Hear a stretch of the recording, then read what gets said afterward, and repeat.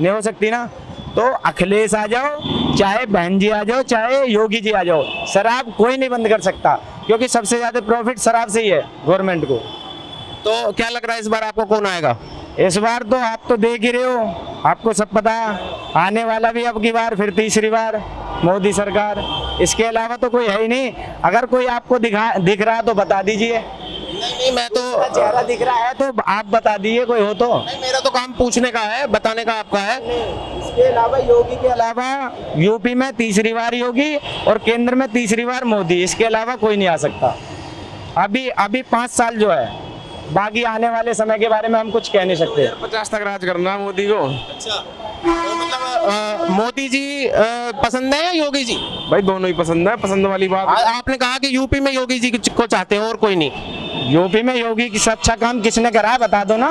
आप बताओ किसने करा योगी। सबसे बड़ी बात है गुंडागर्दी, जो आज आम आदमी बहन जो खुल के जी रहा। हम रिक्शा चला रहे हैं, हमें साला कोई टच नहीं कर सकता। क्यों? क्योंकि योगी की सरकार है। पहले देखते गुंडे वो हो जाते हैं होपलेस कि भाई योगी है यूपी में, अगर हमने किसी को छेड़ दिया तो मामला खराब हो। आपका क्या नाम है? कैसे कह सकते हो कि गुंडा राज खत्म हो गया? कैसे कह सकते हो आप? बताइए। मैं अभी मेट्रो से आया हूँ। मेट्रो में अभी बराबर में 2 लड़की बैठी थी और उसके बराबर में एक लड़का बैठा था। क्या उसे नहीं पता योगी राज है? मैंने उसकी वीडियो बनाई है। भाई साहब देखो, गुंडा राज खत्म नहीं हुआ है और नहीं कोई कर सकता आके। अपने लड़का लड़की बैठे थे तो मतलब क्या हुआ उसका? भाई एक अलग लड़के लड़की थे और एक लड़का अलग से आके बैठा और उसके साथ में उस लड़की को पूरी परेशान करके रख दी उसने। अभी की बिल्कुल ये रहा मेरे पास में टिकट, अभी की बात है। कैसे कह सकते हो गुंडा राज और खुला जी रहे हैं? बताइए, ये तो दिन की बात है। तो अगर वो लड़कियां तुरंत कंप्लेन कर देती तो वो 100% 101% उनको वो पकड़े जाते हैं। ऐसी कोई बात नहीं भाई, गुंडागर्दी खत्म नहीं। आपके पास देखो, सुनो, आपके साथ कोई दिक्कत होती है तो आप पहले इन्फॉर्म कर दो पुलिस को। अगर आपकी ना कार्रवाई हो तो बात की बात है। अगर योगी सरकार ना हो तो कंप्लेंट पे तो जब उन्होंने कंप्लेन नहीं करी लड़की। अगर योगी सरकार ना हो कंप्लेंट तब करेंगे, एक्शन तो तब भी लिया जाएगा, तब कोई कंप्लेंट ही नहीं करेगा। बात इन्होंने कहा कि गुंडा राज खत्म कर दिया है। कैसे कर दिया है खत्म? अगर अखिलेश की गवर्नमेंट हो या योगी की गवर्नमेंट किसी की भी हो, अगर कंप्लेंट करेंगे तो एक्शन लिया जाएगा। जब कंप्लेंट ही नहीं करोगे तो कैसे लिया जाएगा? बताइए। ये नहीं है कि उन्होंने गुंडा राज खत्म कर दिया है। भाई ये कह रहे हैं कि किसी की भी सरकार अगर कंप्लेन करेंगे तो एक्शन लिया जाएगा। क्या कहना है आपका इस बारे में? बिल्कुल लिया जाए एक्शन, किसी की भी सरकार हो। ज्यादा योगी की सरकार में जरूर लिया जाएगा और किसी की मैं कह नहीं सकता।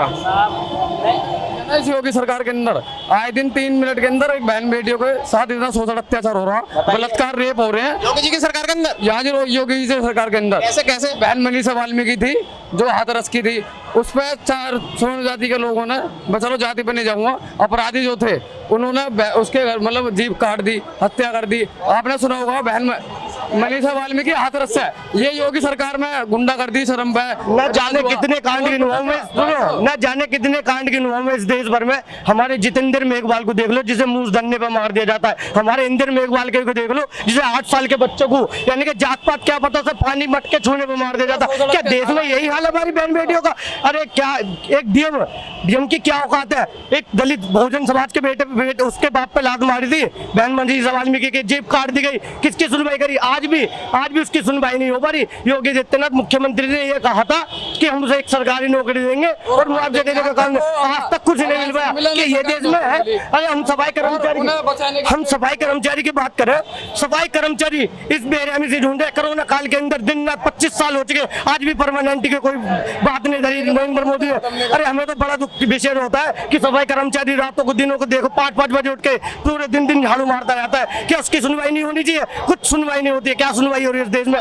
क्या सुनवाई नहीं हो रही? अरे कहाँ परमानेंट लोग हो रहे हैं, कहाँ सैलरी बढ़ी है, 12-12 हजार रुपए में काम कर रहे हैं लोग, कितनी बुरी स्थिति में जी रहे हैं। अरे देखो तो सही, खाने के लाले पड़े न रहे, कितने बहन बेटियों के घरों के चूल्हे ठंडे। मतलब आप समझते हैं कि ये इसमें मतलब बीजेपी की गलती है? अरे जो सत्ता है अब इस टाइम मौजूद में वर्तमान में जो चल रही है, किसकी गलती होगी बताओ? अभी वर्तमान में जो सत्ता चल रही है हम तो इसके खिलाफ होंगे ना। बताओ किसके खिलाफ होंगे? बताओ नहीं, बताओ वोट किसको दोगे? हम देखो, हम कहीं से कहीं तक भी भारतीय जनता पार्टी को वोट देंगे। तो विकास करेगा देश का, जो हिंदू मुस्लिम के नाम आपके हिसाब से भारतीय जनता पार्टी तो विकास नहीं कर रही? नहीं विकास कर रही, भारतीय जनता पार्टी विकास कर रही है केवल अडानी अंबानी का, जिनका क्या कि 15-15 लाख करोड़ रुपए माफ कर रही है और किसानों का कर्जा माफ नहीं कर रही। जैसे किसान, मेरी बात सुन लो, बोला किसान अगर 5,000 रुपए बैंक का कर्जा न चुकाए, उसके घर पर ईडी सीबीआई पहुंच जाएगी, पुलिस पहुंच जाएगी, किसान आत्महत्या करने पर मजबूर हो जाएगा और बेचारा पेड़ से लटक के आत्महत्या कर लेगा। और ये अडानी अंबानी का 15-15 लाख करोड़ रुपए तुम माफ कर रहे हो, क्या वजह है? क्योंकि तुम्हें उससे फायदा है। इन्होंने विकास कुछ नहीं करा देश के अंदर,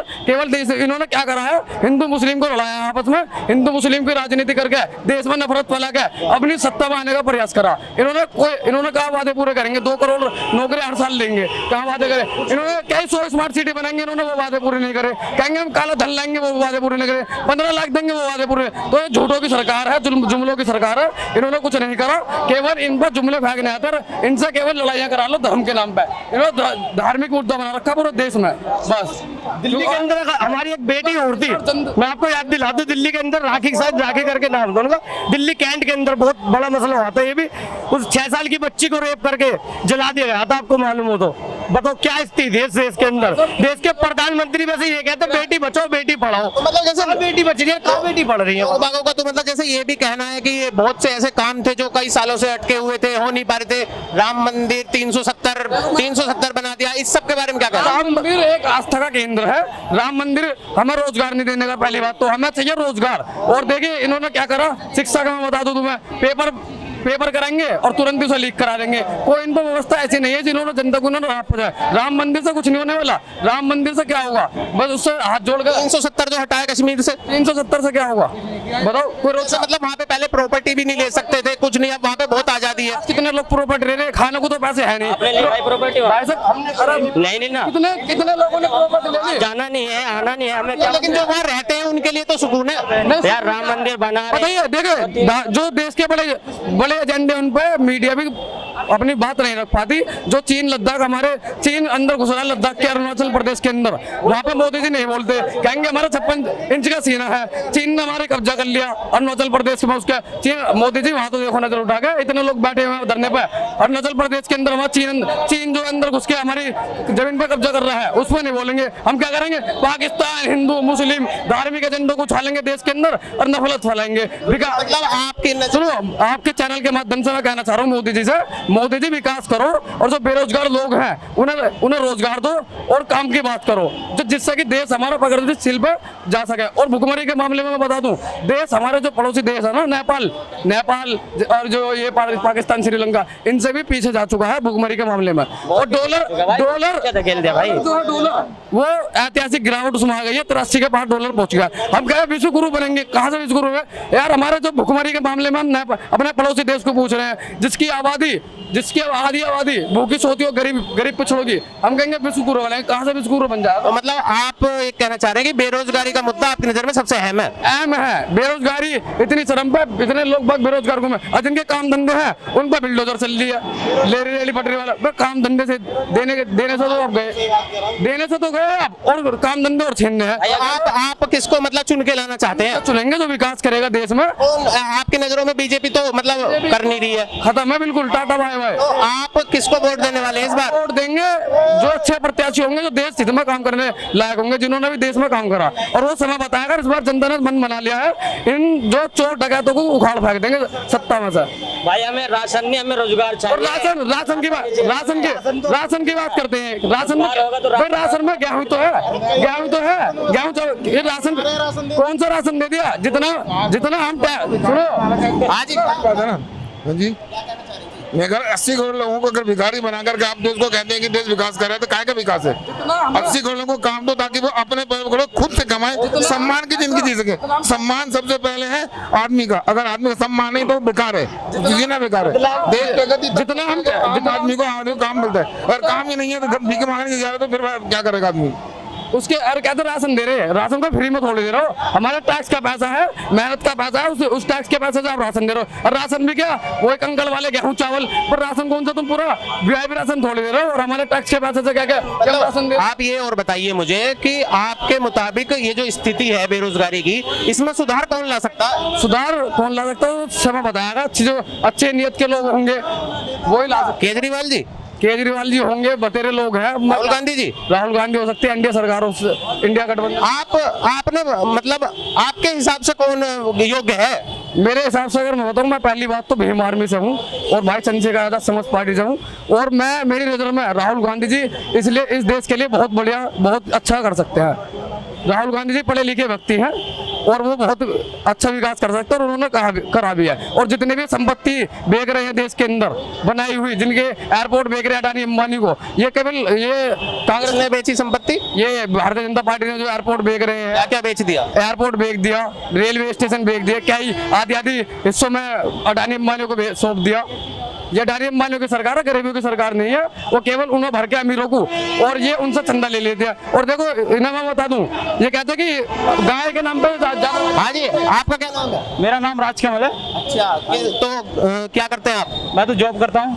अच्छा, क्या कहना चाहेंगे लोकसभा चुनाव के बारे में? चुनाव आ रहे हैं, किसको वोट देंगे? ये वोट मैं तो किसी को वोट देता नहीं, अभी मैं 25 साल का हो गया हूँ, आज तक दिया नहीं है, मगर अब के दूंगा तो राहुल गांधी को मैं वोट दूंगा।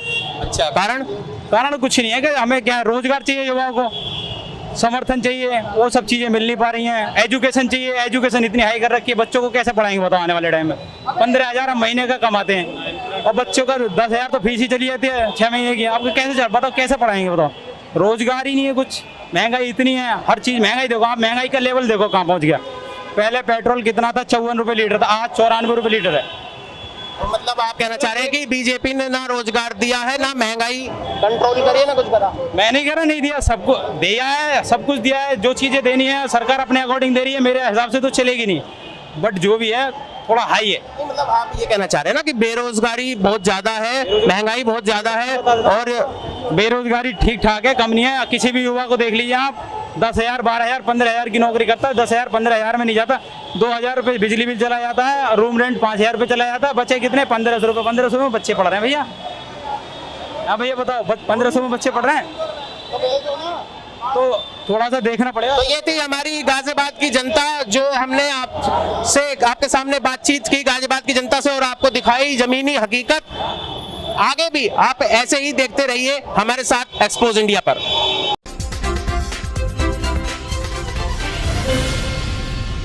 Hi guys, this is Alia Bhatt. You're watching Expose India. Keep watching.